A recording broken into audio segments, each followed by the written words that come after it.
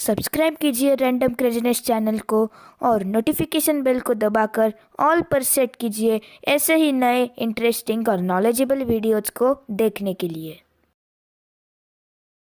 दोस्तों, पिछले वीडियो में हमने हमारे चैनल पर एक नई सीरीज शुरू की थी जिसमें हम आपको महाराष्ट्र के इतिहास की रोमांचक कहानियाँ सुनाते थे और उस सीरीज का पार्ट 2 हम आज आपके लिए लेकर आए हैं। और आज की कहानी पावनखिंड के बारे में है, जहां पर बाजी प्रभु देशपांडे ने अपनी वीरता दिखाई थी। तो चलिए बिना किसी देरी के वीडियो को जल्दी से शुरू करते हैं।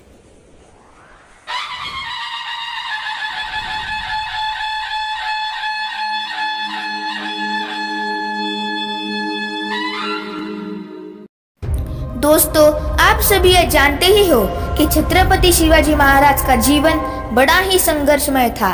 हिंदवी स्वराज स्थापित करना बड़ा ही मुश्किल काम था। इस पवित्र कार्य को पूरा करते करते महाराज के बहुत सारे दुश्मन बन गए थे। उनमें से एक नाम बीजापुर के सुल्तान आदिल शाह का भी जुड़ गया था। पावनखिंड के युद्ध से 7 महीने पहले 28 दिसंबर सन 1659 को हुए कोल्हापुर के युद्ध में जब शिवाजी महाराज ने आदिल शाही सेनाओं को हराकर उनके कई किलों पर अपना अधिकार जमा लिया था, इससे बीजापुर का सुल्तान गुस्से में आ गया था। आदिल शाह ने अपना सबसे काबिल सरदार सिद्दी जोहर को 10,000 की सेना देकर शिवाजी महाराज के राज्य पर आक्रमण करने के लिए भेजा। सिद्दी जोहर बड़ा ही शूर और निपुण सरदार था। ईस्वी सन 2 मार्च 1660। उस समय छत्रपति शिवाजी महाराज पनाला किले पर थे। मौका देखते ही सिद्दी जोहर ने अपनी विशाल सेना के साथ पनाला की घेराबंदी की। शिवाजी महाराज किले में फंस गए। बड़ा मुश्किल समय था। लगातार 4 महीने तक सिद्दी जोहर किले को घेरा मार के बैठा था। शिवाजी महाराज भी किले के ऊपर से सिद्दी जोहर की सेना पर तोफ के गोले दाग रहे थे, पर उसका कोई असर सिद्दी जोहर पर नहीं हुआ। वो अपनी जगह पर डटा रहा। आखिर ऐसा कब तक चलता? कोई न कोई रास्ता जरूर निकालना ही था। किले पर मौजूद गोला बारूद भी समाप्त होने को आई थी। फिर छत्रपति शिवाजी महाराज को अपने गुप्तहेर के माध्यम से एक और संकट वाली बात पता चल गई। सिद्दी जोहर ने पनाला का घेराव थोड़ा कम करके पास में ही शिवाजी महाराज का किला पवनगढ़ जीतने का मंसूबा बनाया था। फिर छत्रपति शिवाजी महाराज ने इस मौके का फायदा उठाकर किले से बाहर निकलने की योजना बनाई और हमेशा की तरह उसमें कामयाब भी हो गए। सन 13 जुलाई 1660 की अंधेरी रात को पनाला किले से किसी तरह बाहर निकल गए और किले में केवल उतने ही सैनिक छोड़ गए जो किले पर कब्जा जमाए रखे। शिवाजी महाराज की योजना विशालगढ़ पर जाने की थी। महाराज अपने साथ 700 सैनिक लेकर विशालगढ़ पहुंचने के लिए रवाना हो गए। विशालगढ़ वहां से 50-60 किलोमीटर की दूरी पर था। मुश्किल की घड़ी थी। हर तरफ खतरा था। थोड़ी सी लापरवाही और जान का खतरा, पकड़े जाने का खतरा था। शिवाजी महाराज पालकी में थे। सब सैनिक पैदल ही निकल पड़े। घोड़े साथ में नहीं लिए, वो इसलिए कि अंधेरी रात में घोड़ों की टापों की आवाज बहुत ज्यादा आता है और पकड़े जाने का खतरा और भी बढ़ जाता। कुछ दूरी तय करने के बाद सिद्दी जोहर को पता चल गया कि शिवाजी महाराज किला छोड़कर घेरावा तोड़कर सही सलामत निकल गए। सिद्दी जोहर गुस्से से पागल हो गया और साथ में आया हुआ मुगल सरदार फजल खान, जो अफजल खान का भाई था, उसे बड़ी फौज के साथ शिवाजी महाराज के पीछे भेज दिया। पीछा चालू हो गया। महाराज पालकी में और उनके साथ के सैनिक पैदल चल रहे थे। आखिर ऐसा मोड़ आ गया कि फजल खान उन तक कभी भी पहुंचने वाला था। विशालगढ़ अभी भी 10-15 किलोमीटर की दूरी पर था। पकड़े जाने का डर धीरे धीरे बढ़ रहा था। सभी चिंता में पड़ गए थे। रात भर चल के सभी थक भी गए थे। बड़ा मुश्किल समय था। संकट धीरे धीरे नजदीक आ रहा था। शिवाजी महाराज के सेना के मुकाबले मुगल फौज बहुत ही ज्यादा थी। कुछ और दूर चलने के बाद आगे बड़ा ही छोटा और तंग रास्ता आ गया। रास्ता इतना छोटा था कि वहां से एक वक्त में बस एक ही बैलगाड़ी गुजर सकती थी और दोनों बाजू बड़ी पहाड़ी थी। यह जगह घोड़खिंड के नाम से जानी जाती थी। ये जगह मुगल सेना के साथ मुकाबला करने के लिए एकदम मुनासिब थी। सोचने के लिए ज्यादा वक्त नहीं था, इसलिए शिवाजी महाराज ने वहीं रुककर फजल खान की सेना से मुकाबला करने का निर्णय ले लिया। युद्ध में कुछ भी हो सकता था। शिवाजी महाराज की जान को खतरा था। यह बात सभी सैनिक जानते थे। महाराज की सेना में एक बड़े ही वीर सरदार थे। उनका नाम था बाजी प्रभु देशपांडे। बाजी प्रभु देशपांडे बड़े कद के मजबूत देह वाले वीर योद्धा थे।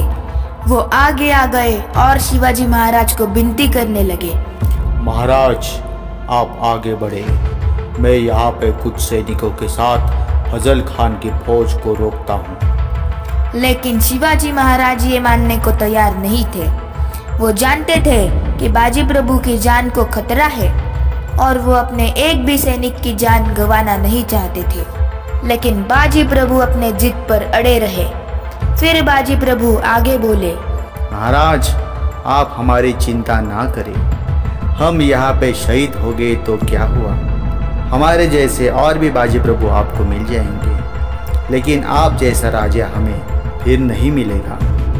जब तक यह बाजी जिंदा है तब तक एक भी मुगल सैनिक आगे नहीं बढ़ेगा। ये बाजी का वादा है आपसे। आप विशालगढ़ पर पहुंचते ही तोपों के 3 गोले दाग कर हमें यहाँ पर संकेत दे देना, तब तक हम हमारा मोर्चा नहीं छोड़ेंगे। बड़ी मुश्किल से महाराज राजी हो गए। आंखों में आंसू लिए महाराज आगे बढ़ गए और बाजी प्रभु देशपांडे ने बड़ी उत्साह से अपना मोर्चा संभाल लिया। सभी मुकाबला करने के लिए तैयार हो गए। दिन निकल पड़ा था। मुगल सेना नजदीक आ रही थी। मुगल सेना को देखकर बाजी प्रभु ने अपने दोनों हाथों में दान पट्टा ले लिया और जोर से घोषणा की, हर हर महादेव। बड़ी देह वाला आदमी बाजी प्रभु सेना के सबसे आगे खड़ा होकर युद्ध के लिए तैयार हो गया और फजल खान की फौज बाजी प्रभु के आमने सामने भिड़ गई।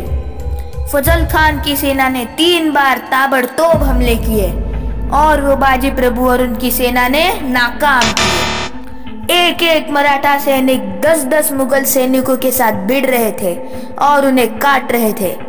बाजी प्रभु का रौद्र रूप देखकर मुगल सेना भी डर गई। बड़ा ही घमासान युद्ध चल रहा था। 5 घंटे तक युद्ध चल रहा था। दोनों हाथों से बाजी प्रभु बिजली की गति से दान पट्टा चला रहे थे। युद्ध में बाजी प्रभु गंभीर रूप से जख्मी हो गए थे। पूरा बदन खून से लथपथ हो गया, लेकिन उनके हाथ रुक नहीं रहे थे। कुछ मराठा सैनिक पहाड़ों पर चढ़कर मुगल सेना पर बड़े बड़े पत्थर फेंक रहे थे। नीचे बाजी प्रभु दोनों हाथों से मुगल सेना को दान पट्टे से काट रहे थे। गंभीर रूप से जख्मी होने पर भी बाजी प्रभु अपना मोर्चा छोड़ने को तैयार नहीं थे। कई मराठा सैनिक भी वीर गति को प्राप्त हो गए थे। बदन पर हो गए जख्मों के कारण बाजी प्रभु अभी गिरने लगे, लेकिन फिर से खड़े होकर युद्ध करने लगते, क्योंकि उन्होंने अभी तोपों के गोलों की आवाज नहीं सुनी थी। वो गिरते थे, फिर खड़े होकर युद्ध करते थे। मुगल सेना भी उनका ये पराक्रम देखकर अचंभित हो गई। आखिरकार बाजी प्रभु को तोपों के गोले की आवाज सुनाई दी। जैसे ही बाजी प्रभु ने गोलों की आवाज सुनी, वो जमीन पर गिर गए। खून से पूरा बदन लाल रंग का हो गया था। बाजी प्रभु और उनकी सेना कामयाब हो गई थी। महाराज सही सलामत विशालगढ़ पर पहुंच गए थे। बाजी प्रभु ने आखिरी बार अपने महाराज को याद किया। महाराज, बाजी का आखिरी प्रणाम स्वीकार करें। और बाजी प्रभु ने खुशी से अपने प्राण त्याग दिए और अपने खून से घोड़खिंड को पावन कर दिया। उसी दिन से घोड़खिंड को पावनखिंड के नाम से जानते हैं। बाजी प्रभु की मृत्यु पर शिवाजी महाराज को बड़ा ही दुख हुआ था। इतिहास का यह युद्ध और इस योद्धा को आज भी याद किया जाता है।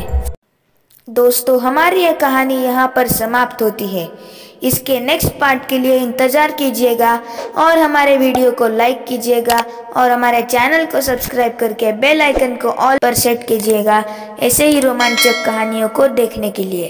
तो मिलते हैं आपसे अगले वीडियो में, तब तक के लिए बाय बाय।